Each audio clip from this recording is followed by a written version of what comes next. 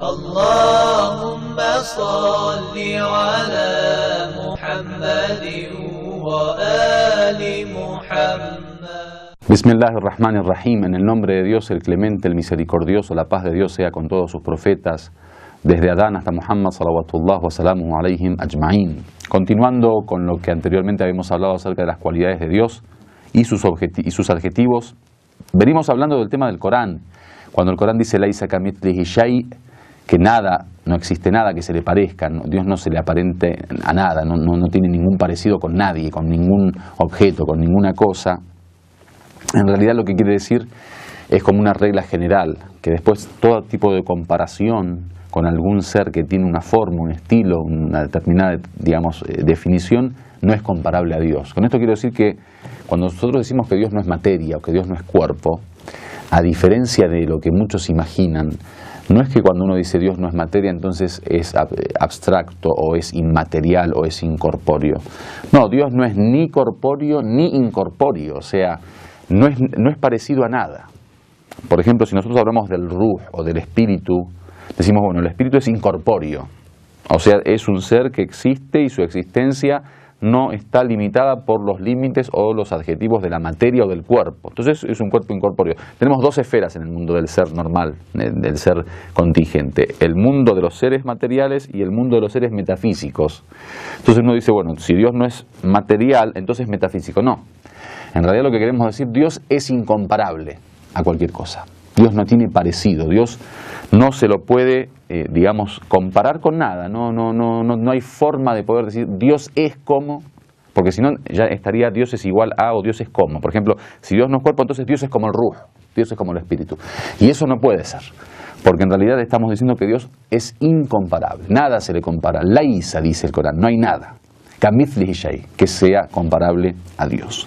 Por ejemplo, muchos pensaron que Dios tiene manos, dice el mismo Corán acerca de los judíos cuando dicen وَقَالَتِ الْيَهُودُ يَدُ اللَّهِ مَغْلُولَةٌ غُلَّتْ أَيْدِيهِمْ, dicen los judíos, la mano de Dios está atada, como está, digamos, de esta forma guardada.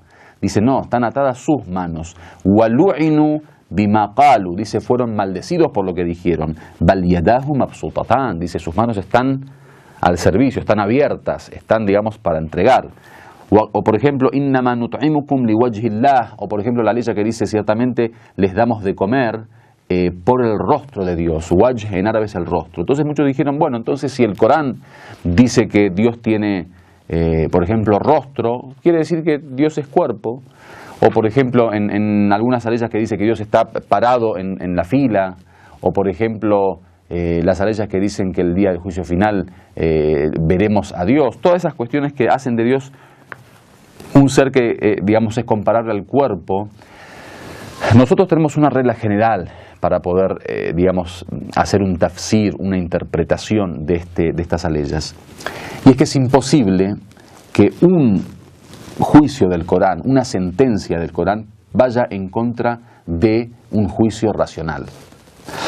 Quiere decir que cuando la razón sentencia algo, que eso es aceptado por el argumento indiscutible, irrefutable de la razón, es imposible que una ley de Corán venga a proponer lo contrario. Por lo tanto, en caso de que en apariencia, si uno lee, por ejemplo, algo del Corán, que en apariencia es contrario a la razón, lo que debemos hacer ahí es lo que llaman ta'wil, que ya es interpretar el Corán no desde su apariencia, no desde lo que uno puede, digamos, percibir según digamos, literalmente lo que dice el Corán, sino tratar de buscarle una interpretación o esotérica, una interpretación más profunda, una interpretación que tiene que ver con una realidad más allá de la expresión, para poder encontrar digamos, un argumento lógico para el Corán. Entonces,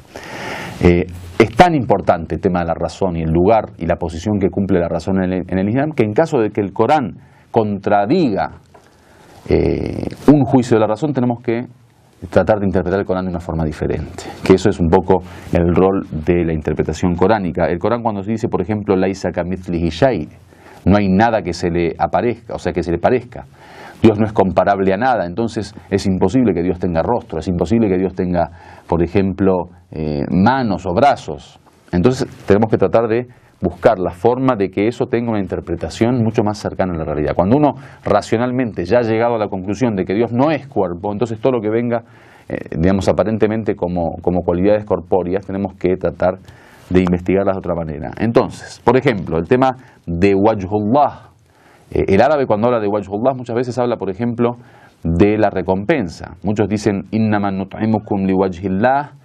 Nosotros damos de comer por el rostro de Dios, es por la recompensa de Dios, o sea, para que Dios nos recompense. Por ejemplo, con respecto a los brazos o a las manos de Dios que habla el Corán, en donde dice que Dios tiene las manos abiertas, muchos dijeron las manos abiertas tienen que ver con las manos que son la que dan las bendiciones. Cuando Dios bendice a alguien, cuando Dios otorga un favor, otorga una bendición, es como que alguien está dando con la mano. Entonces dice las dos manos porque dicen las bendiciones de la vida terrenal y las bendiciones del más allá. O dicen, por ejemplo, que tiene que ver con al-quwwah o al-qudra, la fuerza y el poder de Dios, porque generalmente uno cuando tiene fuerza y poder, por lo menos los seres humanos, desarrollamos o manifestamos esa fuerza y ese poder a través de nuestro cuerpo, especialmente con los miembros, para poder de alguna manera sacar, digamos, al exterior esa fuerza y ese poder. O por ejemplo, algunas narraciones aparecen que serían